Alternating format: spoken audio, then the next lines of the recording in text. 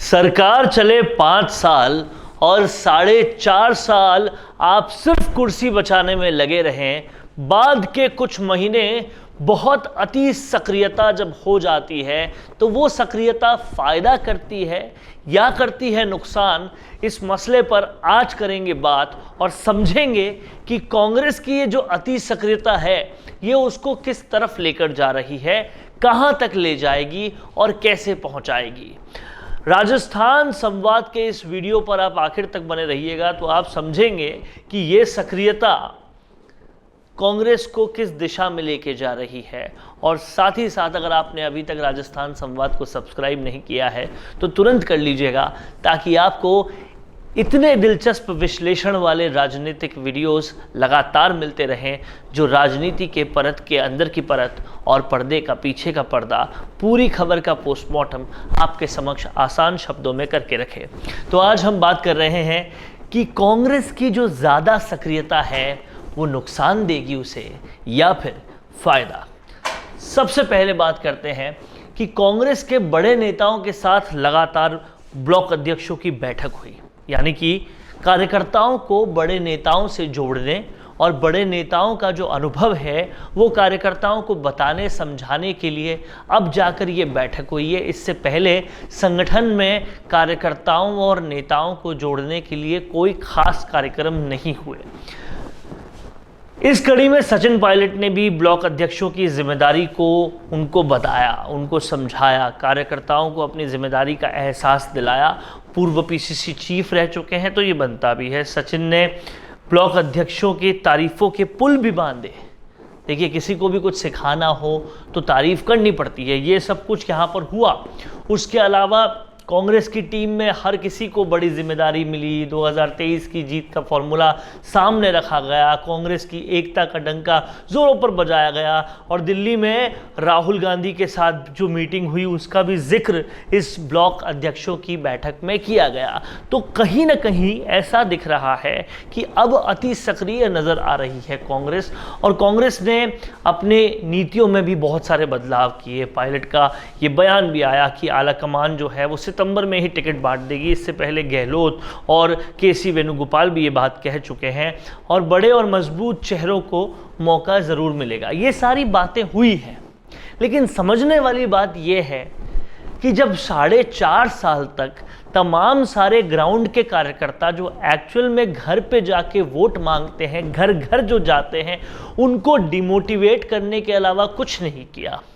वो कार्यकर्ता दो नेताओं की लड़ाई में या हर हायरार्की में लड़ाई में दो भागों में बट गए, और वो कार्यकर्ताओं को अब आखिरी में लाकर आप उनमें अलग जगाने की कोशिश कर रहे हो।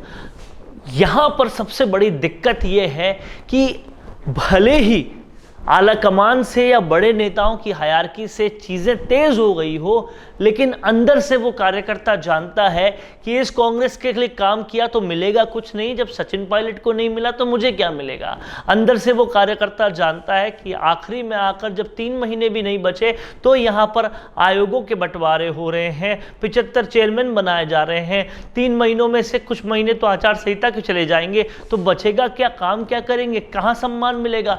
ये सारी चीज़ें कार्यकर्ता जानते हैं, समझते हैं, और इस बात को हमें भी समझना होगा कि पॉलिटिकल पार्टी के कार्यकर्ता जो घर घर जाके वोट मांगते हैं वो अपना काम धंधा जीविका छोड़कर ये काम करते हैं, और अगर उस काम के लिए आप उन्हें सम्मान नहीं दे सकते, उनका 4.5 साल लगातार तिरस्कार आप करेंगे, तो वो आखिरी के 6 महीने के सम्मान के लिए, जिसमें सिर्फ काम ही काम करना है, सम्मान तो बाद में करना है, मलाई खाने का टाइम आएगा तो आप उनको हटा देंगे और उनसे पूरी तरह से मेहनत करवा लेंगे। ये पूरा आपका काम करने का तरीका जब कार्यकर्ता जानता है तो क्या वो उस मन से काम कर पाएगा। जिस पीसीसी चीफ ने आपको राजस्थान जिता के दिया उसको आपने इस तरह से दरकिनार कर दिया, उसकी टीम को दरकिनार कर दिया, ये जानते हुए भी क्या वो कार्यकर्ता ढंग से काम करेगा। समझने वाली बात ये होगी कि आलाकमान ने 4.5 साल तक कुछ नहीं किया और अभी भी पर से कुछ खास किया नहीं है।